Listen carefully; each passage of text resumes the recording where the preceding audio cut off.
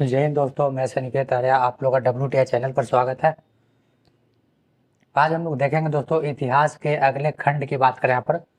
तो हम लोग ने शुरुआती के वीडियो में इतिहास को हमने विस्तार रूप से देखा, ठीक है, सम्मिलित रूप से उसमें क्या क्या पढ़ने हैं। आज हम लोग देखेंगे यहाँ पर, तो जैसे कि हम लोग पिछले क्लास में और हम लोग देखा क्या प्राक इतिहास के बारे में कि किस तरह से आदि मानव का जो इतिहास था, किस तरह से विकास होते हैं, उन लोग का जीवन व्यतीत किस तरह से होता है। आज हम लोग देखेंगे यहाँ पर अर्ध इतिहास के बारे में, ठीक है। अर्ध इतिहास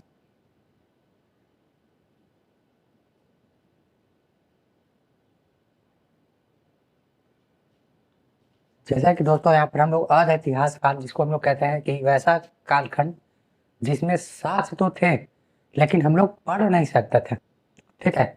मतलब कि जो इतिहासकार थे उन लोगों ने अर्ध इतिहास को इस तरह से बांटा, इस तरह से मतलब कि अध्ययन किया यहाँ पर कि जहाँ पर मतलब साक्ष्य थे लेकिन यहाँ पर पढ़ साक्ष्य थे लेकिन पढ़ नहीं सकते थे, क्योंकि यहाँ की जो लिपि थी भाव चित्रात्मक थी।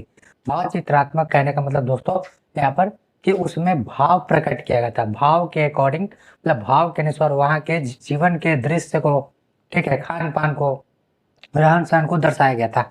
इसके कारण लोगों ने क्या किया कि इतिहासकारों ने क्या किया कि भाव से मतलब कि समझने के अनुरूप को क्या करे कि इतिहास को इस तरह से बोले कि जो अर्ध ऐतिहासिक काल है इसे भाव चित्रात्मकों का काल भी कहता है। हम लोगों ने साक्ष्य के आधार पर देखा था, लेकिन अगर बात करें पर कुछ काल की बात करें अर्ध इतिहास काल में, हम लोगों ने एक अर्ध इतिहास काल का जो सबसे अच्छा उदाहरण है दोस्तों वह सिंधु घाटी सभ्यता। सिंधु घाटी सभ्यता, सिंधु घाटी सभ्यता। अगर इसमें सोच विकसित करें दोस्तों यहाँ पर सिंधु घाटी सभ्यता में, तो सिंधु घाटी सभ्यता जो जिसमें साक्ष्य तो थे लेकिन पढ़ नहीं सकते थे। तो इतिहासकारों ने इस तरह से मतलब कि इसका अध्ययन किया, मतलब कि कहीं पर खुदाई करके कहीं पर मतलब कि कुछ अगर साक्ष्य मिलते हैं उसके अकॉर्डिंग मतलब कि क्या क्या पता लगा कि इस यहाँ का जीवन यापन कैसा था, रहन सहन कैसा था, खान पान कैसा था, लोग कृषि कैसे करते थे, ठीक है दोस्तों। तो हम लोग यहाँ पर सिंधु घाटी सभ्यता को अच्छी तरह से यहाँ पर ढंग से देखेंगे यहाँ पर, ठीक है। आपके एग्जाम के लिए बहुत ही इंपॉर्टेंट टॉपिक है यहाँ पर। इससे क्या करेंगे कि कुछ बहुत सारे प्रश्न यहाँ पर बनने की संभावना रहता है, ठीक है ना। हम लोग यहाँ पर देखेंगे सिंधु घाटी सभ्यता के मतलब कि अगर विश्लेषण की बात करें यहाँ पर, तो सबसे पहले इसके परिचय के बारे में जानेंगे दोस्तों। सिंधु घाटी सभ्यता के परिचय, सिंधु घाटी सभ्यता की परिचय दोस्तों, ठीक है दोस्तों। मतलब सिंधु घाटी सभ्यता का क्या परिचय, सिंधु घाटी सभ्यता कैसे उत्पन्न हुआ, इनके और क्या क्या नाम है, ठीक है, इसे और क्या नाम जाना जाता है। जैसे कि यहाँ पर बात करें पर सिंधु घाटी सभ्यता को हम लोग कांस्य युग सभ्यता कहते हैं, ठीक है।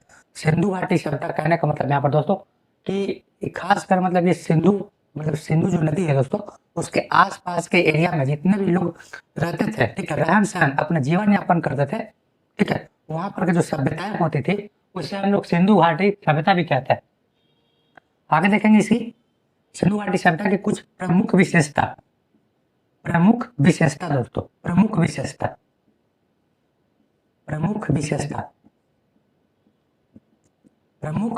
कहने का मतलब वहां की कृषि कैसी थी, ठीक है, लोग जीवन यापन कैसे करते थे, लोग का भौगोलिक जीवन यापन कैसे करते थे, पशुपालन का जीवन यापन मतलब किस तरह से होता था, वैज्ञानिक स्थिति कैसी थी, अर्थव्यवस्था किस पर निर्भर था, वहाँ के जो राजा, वहाँ के जो मतलब कि जो प्रमुख आदमी थे वो किस तरह से अपने आप को उस स्थिति में ढाल चुके थे। आगे हम लोग देखेंगे यहाँ पर, तो सिंधु घाटी सभ्यता के यहाँ पर कुछ भौगोलिक स्थिति दोस्तों, सिंधु घाटी सभ्यता के भौगोलिक स्थिति, ठीक है, भौगोलिक स्थिति। आगे हम लोग देखते हैं यहाँ पर, तो भौगोलिक स्थिति के बाद यहाँ पर कि इसके पतन, ठीक है दोस्तों, इसके पतन की बात करें दोस्तों, कहा जाता है कि अगर किसी चीज का विकास हुआ है तो उसका पतन निश्चित है, ठीक है। उसी तरह से यहाँ पर सिंधु घाटी सभ्यता का भी क्या होता है कि विकास होता है, लेकिन यहाँ पर अभी तक ये कोई प्रमाण नहीं लगा पाया है कि किस तरह से सिंधु घाटी सभ्यता उत्पन्न होते हैं और किस तरह से ये पूर्ण रूप से पतन होता है, ठीक है। कुछ इतिहासकारों का कुछ कहना है, कुछ इतिहासकारों का कुछ कहना है। हम लोग इतिहासकार के अकॉर्डिंग पतन के कुछ साक्ष्य देखेंगे। आगे देखेंगे हम लोग तो इसके कुछ संबंधित सभ्यता, संबंधित संबंधित सभ्यता, ठीक है दोस्तों। कुछ संबंधित सभ्यताएं हैं, जैसा कि बात करें यहाँ पर तो मेसोपोटामिया की सभ्यता, ठीक है, मिस्र की सभ्यता, इन सब के बारे में हम लोग कुछ कुछ जानकारी लेते चलेंगे, ठीक है। और नेक्स्ट बात करें दोस्तों यहाँ पर तो सिंधु घाटी सभ्यता के कुछ प्रमुख स्थल, प्रमुख प्रमुख स्थल दोस्तों, जैसा कि आप बात करें तो सिंधु घाटी में कुल मतलब 7 प्रमुख सिंधु घाटी स्थल थे, जिसको हम लोग अच्छे से क्या करेंगे, अध्ययन करेंगे। मतलब उसी से पता चलता है कि सिंधु घाटी सभ्यता का विस्तार कैसा था, उन लोग का जीवन यापन कैसा था, सिंधु घाटी सभ्यता के लोग मतलब कि अपने आप को किस तरह से ढाले हुए थे, क्या क्या करते थे, उनकी अर्थव्यवस्था कैसी थी, ठीक है, अपना जीवन किस तरह से व्यतीत करते थे। हम लोग इसके बारे में सबसे पहले आप देखो दोस्तों, परिचय के बारे में, परिचय और आज भौगोलिक स्थिति के बारे में अच्छे से हम लोग देखेंगे, ठीक है, क्योंकि परिचय और भौगोलिक स्थिति से ही क्या है कि बहुत सारे प्रश्न बनते हैं दोस्तों यहाँ पर, ठीक है। आप लोग इसे क्या करेंगे, स्क्रीनशॉट लेंगे, फिर हम लोग इसे आगे बढ़ेंगे दोस्तों।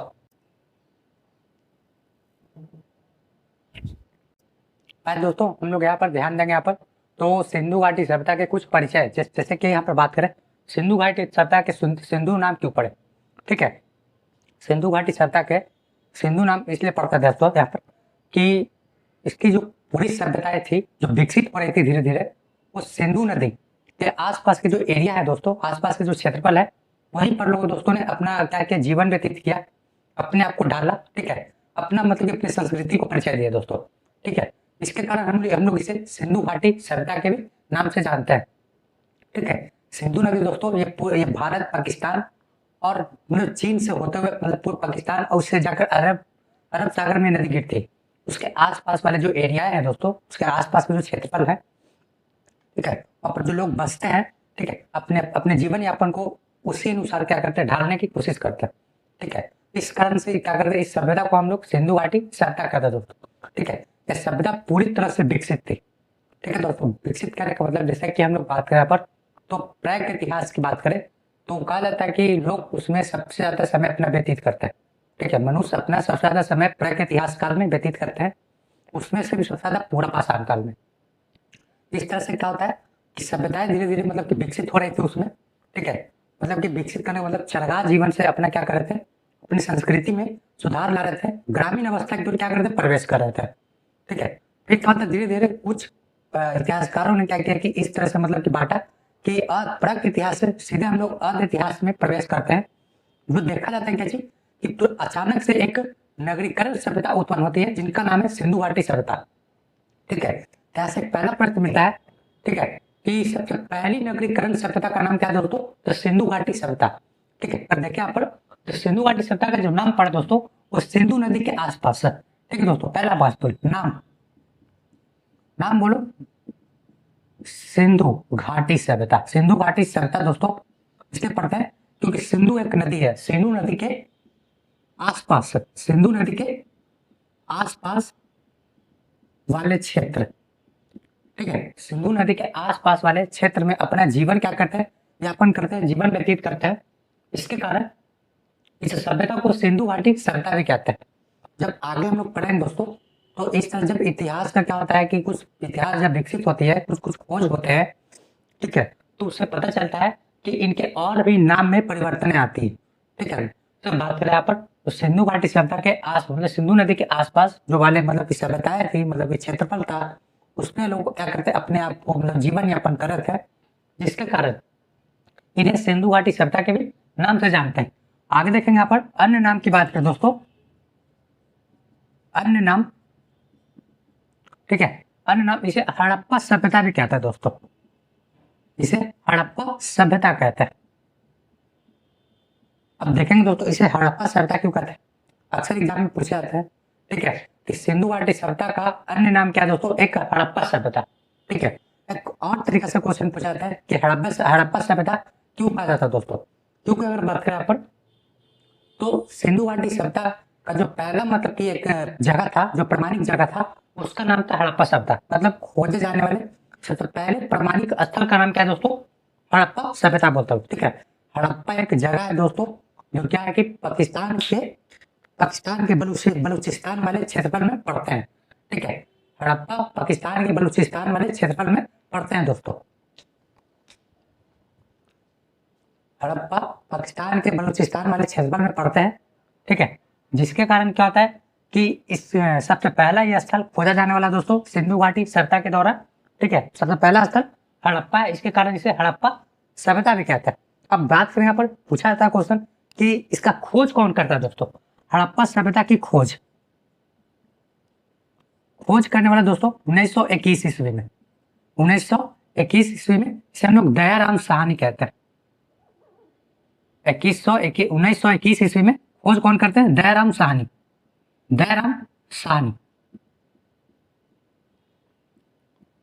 दयाराम साहनी क्या करते हैं, जैसा कि हम लोग बात करें यहाँ पर, तो यह अंग्रेज 1921 में मतलब कि अंग्रेजों का शासन हुआ करता था।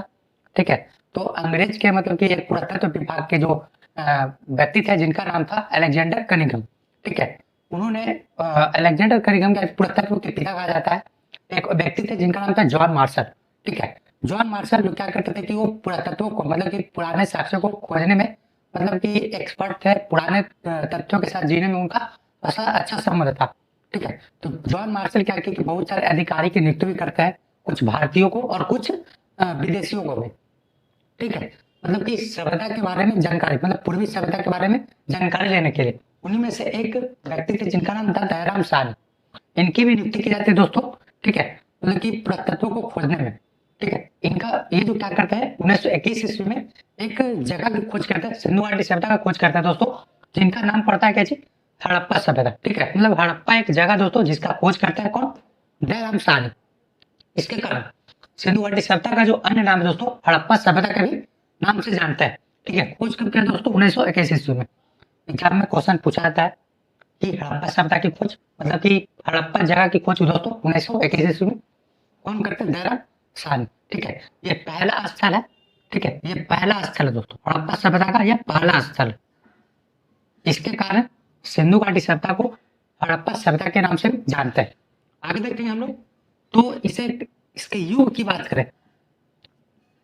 ठीक है दोस्तों, इसके युग की बात करें, ये कैसा युग था? तो कांस्य युग।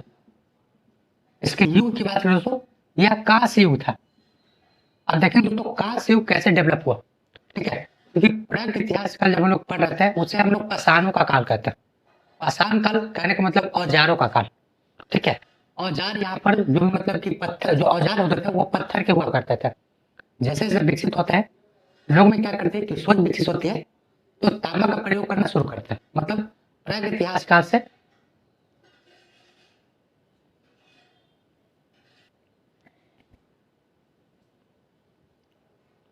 जब लोगों में सोच विकसित होती है तो क्या करते हैं कि औजार को मतलब औजार के लिए क्या करते हैं, धातु की ओर क्या करते हैं, प्रवेश करते हैं। धातु में किसका धातु? तो तांबा का। इसलिए उस युग को ताम्र पाषाणिक युग, ठीक है, या चैल्कोलिथिक भी कहता है।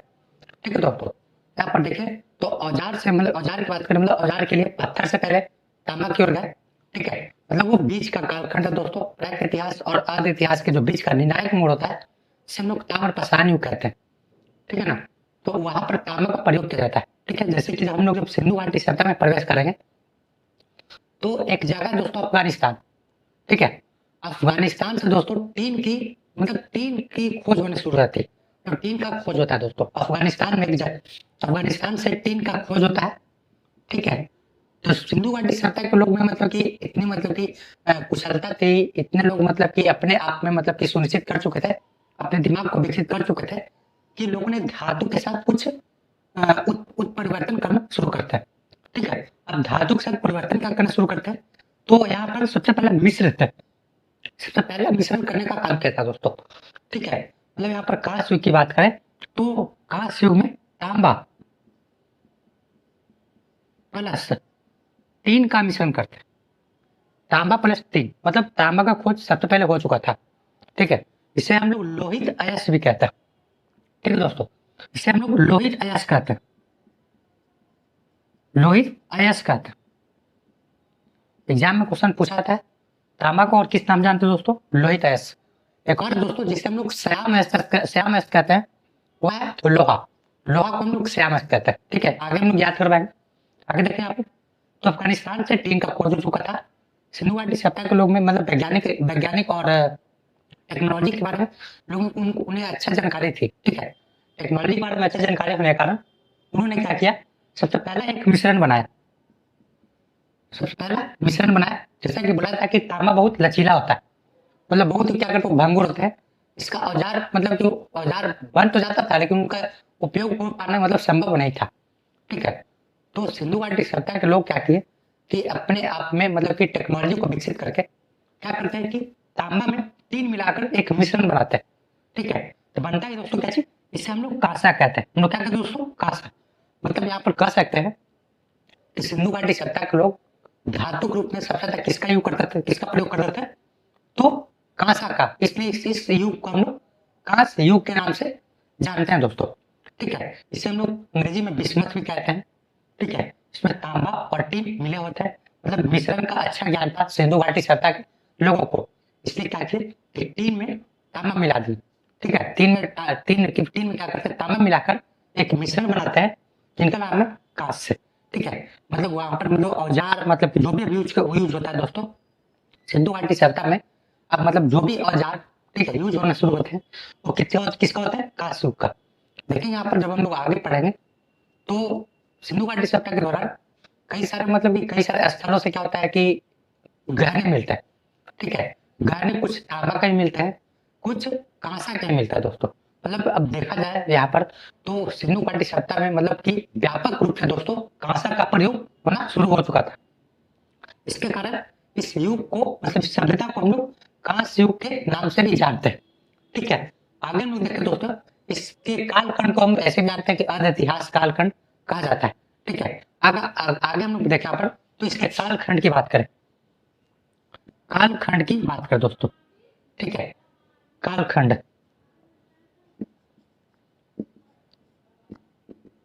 की बात करें, अब सबसे प्रचलित कालखंड है दोस्तों वो है 2350 से 1750 से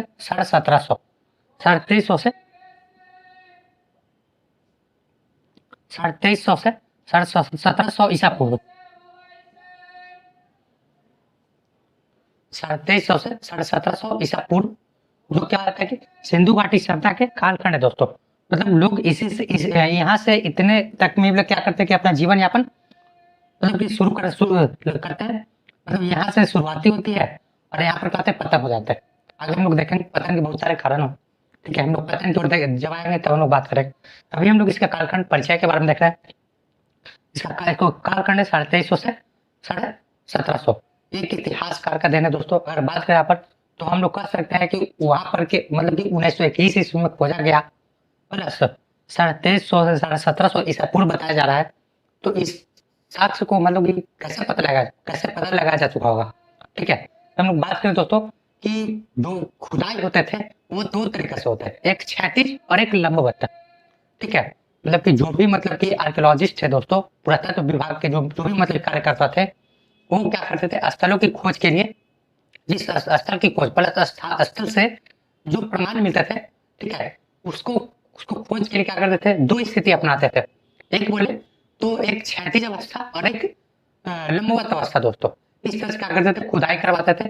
खुदाई करवाने के दौरान जो भी उन्हें सामान मिलते थे दोस्तों, ठीक है, तो उसमें क्या करते थे, सबसे प्रचलित मतलब कि जांच करने वाले सामान थे, उसका नाम था C14, जिसे हम लोग रेडियो कार्बन पद्धति कहते हैं। ठीक ठीक है दोस्तों, मतलब C14 कहने का मतलब रेडियो कार्बन पद्धति। इससे क्या करते थे कि उम्र की जांच होती थी, मतलब जो भी अवशेष मिलते थे, ठीक है, C14 कार्बन का प्रयोग करके मतलब उस समय अभी से लेकर के उस समय तक मतलब पता चला था दोस्तों कि यह कितना पुराना है। तो अब इसी समय से क्या करते हैं कि पुराने मतलब कि जो कालखंड होते हैं उससे पता लगा सकते हैं। जैसे कि एग्जाम्पल की बात करें यहाँ पर, अभी 2026 है, 2026 है, मान लिया कि हम एक स्थल की खोज करते हैं। उस स्थल से हमें क्या करते हैं, क्या होता है कि एक मूर्ति मिलती है, स्थल से हमें एक मूर्ति मिलती है। ठीक है दोस्तों, स्थल से हमें क्या मिलती है, एक मूर्ति मिलती है। ठीक है, अब मूर्ति पर क्या करते हैं, C14 कार्बन रेडियो पर C14 जो कार्बन होता है दोस्तों, मतलब कि कार्बन C14 का मतलब कि क्या करते हैं, प्रयोग कर रेडियो कार्बन पद्धति से क्या करते हैं, इसकी उम्र जांच करने के लिए क्या करते हैं, अभी से लेकर के पता चलता है क्या चीज कि यह 100 साल पुराना है, 500 साल पुराना है या 2000 साल पुराना है। तो हम लोग 2026 से 2000 साल पीछे जाएंगे दोस्तों। 2026 क्या करेंगे, 2000 साल पीछे जाएंगे, मतलब कह सकते हैं कि 26 एडी के ये समान हो सकते हैं, ठीक है। या 5000 साल पुराना है। इस तरह से क्या करते हैं कि C14 कार्बन पत्ती क्या करता है, उम्र की जांच करने में मदद करता है दोस्तों। आप लोग इसे इसका स्क्रीनशॉट लेंगे, फिर हम लोग आगे बढ़ेंगे। आए दोस्तों, हम लोग कुछ और परिचय के बारे में जानते हैं यहाँ पर। तो यहाँ पर की जो लिपि होती थी, जिससे कि बात करें आप लोग पहले हम लोग जान चुके हैं, सिंधु घाटी सभ्यता की जो लिपि थी, लिपि कैसी थी दोस्तों, भाव चित्रात्मक, भाव चित्रात्मक। लिपि कैसी थी, भाव चित्रात्मक। भाव चित्रात्मक कहने का मतलब वहां पर चित्र के द्वारा दर्शाया गया था, मतलब इस तरह से, तो इस तरह से, इस तरह से, मतलब इस तरह से चित्र बनाते गया और मतलब उसमें भाव प्रकट किया गया, मतलब कि पता चला क्या चीज कि ये भाव है, ठीक है, खाना खाने के लिए ये भाव है, ठीक है, पानी पीने के लिए ये भाव है। इस तरह से पता चलता है क्या चीज कि जो चित्र है वो भाव प्रकट कर रहे हैं। तो लिपि कैसी थी, भाव चित्रात्मक लिपि थी, ठीक है। इस कालखंड में कहा जाता है दोस्तों कि साक्ष्य थे। अब भाव चित्रात्मक लिपि है, ये इसी को हम लोग साक्ष्य कहेंगे दोस्तों, इसी को हम लोग क्या कहेंगे, साक्ष्य कहेंगे। लेकिन साक्ष्य को हम, साक्ष्य तो है, साक्ष्य तो है, लेकिन हम लोग पढ़ नहीं सकते, सिर्फ इसका हम लोग अनुमान लगा सकते हैं, ठीक है। इसलिए इस लिपि को हम लोग भाव चित्रात्मक लिपि भी कहते हैं, ठीक है। हम लोग आगे थोड़ा सा देखेंगे यहाँ पर।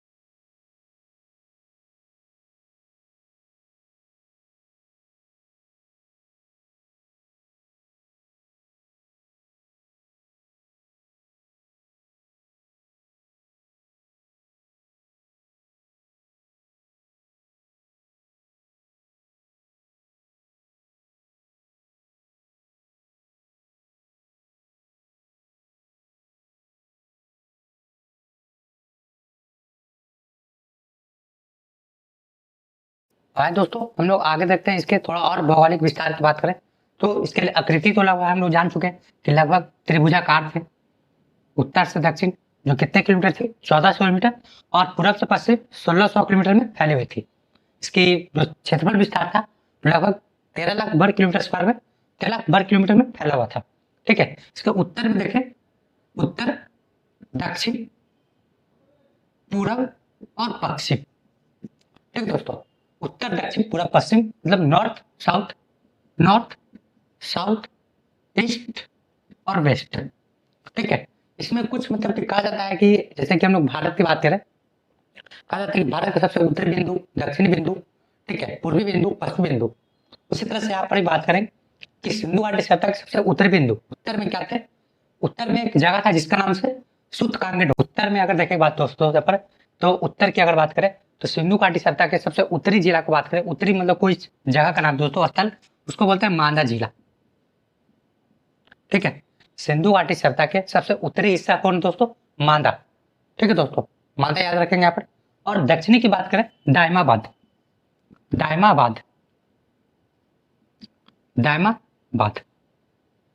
ठीक है दोस्तों, देखें यहाँ पर फिर से, तो सिंधु घाटी सभ्यता के सबसे उत्तरी स्थल की बात करें मांदा, और दक्षिणी स्थल की बात करें दायमाबाद। ठीक है, नेक्स्ट पूर्वी हिस्सा की बात करें दोस्तों, सबसे पूर्वी स्थल, ठीक है, पूर्वी स्थल को हम लोग आलमगीरपुर कहते हैं, आलमगीरपुर, आलमगीरपुर। ठीक है दोस्तों, नेक्स्ट यहाँ पर पश्चिमी, सबसे पश्चिमी हिस्सा की बात करें तो सूत कांगेडोर, सूत कांगेडोर, सूत कांगेडोर। ठीक है दोस्तों, फिर से देखेंगे आप, तो सिंधु घाटी सभ्यता के जो सबसे उत्तरी स्थल है उसका नाम है मांदा, जो अक्सर एग्जाम में पूछे जाते हैं। सबसे उत्तरी स्थल मांदा, दक्षिणी स्थल दायमाबाद, पूर्वी स्थल आलमगीरपुर, पश्चिमी स्थल सूतकांगेडोर। ठीक है, अगर दायमाबाद ये सब की अगर बात करें दोस्तों, तो सबसे उत्तरी जो मांदा जिला दोस्तों यह जम्मू कश्मीर में थे, जम्मू कश्मीर में। ठीक है दोस्तों, मतलब जम्मू कश्मीर तक, मतलब जम्मू कश्मीर से अगर भारत की बात करें तो सिंधु घाटी सभ्यता जो है सबसे उत्तरी हिस्सा जो जम्मू कश्मीर, दक्षिणी हिस्सा जो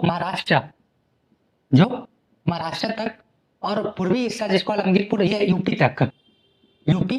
अगर आगे हम लोग बात करें दोस्तों तो बिहार में भी कुछ फैले हुए थे, कुछ बात करें, ठीक है, असम तक इसके प्रमाण मिलते हैं। सूत कांगेडोर की बात करें, या बलूचिस्तान यानी कि पाकिस्तान में पड़ता है। ठीक है दोस्तों, अगर यहाँ पर हम लोग बात करें सॉरी दोस्तों, हम लोग यहाँ पर अगर बात करें दोस्तों, तो उत्तर में लोग मांदा देखें, दक्षिण में दायमाबाद, पूर्व में आलमगीरपुर, पश्चिम में सूत कांगेडोर। अब इसके कुछ जो बसे यहाँ पर जो नदियां थी उसके बारे में बात करें कि मांदा जिला जो है ये किस नदी के किनारे बसे हुए थे। नदी है दासक, नदी दोस्तों दासक, नदी का नाम क्या दोस्तों, दासक। ठीक है, नदी का नाम दासक। ठीक है, यहाँ पर देखेंगे दोस्तों दायमाबाद, यह गोदावरी नदी, गोदावरी, गोदावरी नदी। ठीक है, पुल क्या बोले यहाँ पर, तो पूर्व में आलमगीरपुर जिसे हम लोग हिंडन नदी कहते हैं दोस्तों, हिंडन।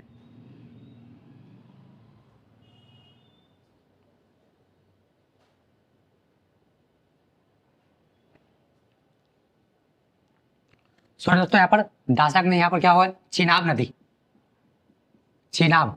ठीक है, उत्तर में जो मांदा जिला दोस्तों यहाँ पर चिनाब नदी किनारे बसे हुए थे। दायमाबाद जो महाराष्ट्र में तो गोदावरी नदी किनारे बसे हुए थे। ठीक है, यहाँ पर आलमगीरपुर जो एक नदी था जिसका नाम है हिंडन, हिंडन के किनारे, हिंडन नदी किनारे। ठीक है, और सूत कांगेडोर यहाँ पर ये दासक, दासक नदी के किनारे ये बसे हुए थे। फिर से हम लोग देखें यहाँ पर, तो सिंधु घाटी सभ्यता का सबसे उत्तरी स्थल जो है दोस्तों वो है मांदा, दक्षिण में दायमाबाद, पूर्व में आलमगीरपुर, पश्चिम में सूत कांगेडोर। नदी की बात करें यहाँ पर तो चिनाब, दक्षिण में गोदावरी, पूरब में हिंडन और पश्चिम में दासक नदी। ठीक दोस्तों, अगर यहाँ पर ट्रिक की बात करें दोस्तों, ठीक है, ट्रिक की बात करें, अगर याद करना हो कि पूछा जाता है कि सिंधु घाटी सभ्यता के सबसे उत्तरी हिस्सा में कौन सा स्थल है, दक्षिणी हिस्सा में कौन सा स्थल है, याद करने के लिए यहाँ पर याद करेंगे, यहाँ पर याद देखेंगे, यहाँ पर ट्रिक देखेंगे। ठीक है दोस्तों, ठीक है, उत्तर में मार देवो, उत्तर में मार देवो। ठीक है, उत्तर में यानी कि मांदा जिला, दक्षिण में दाग देवो, दक्षिण में दाग देवो। ठीक है दोस्तों, आप लोग इसको कंठास नहीं करेंगे। माँ से मादा, दा से दाइमाबाद। ठीक है, पूरब में आग लगा के, पूरब में आग लगा के, पूरब में दोस्तों आग लगा के मतलब आलमगीरपुर, आग लगा के। पश्चिम में, पश्चिम में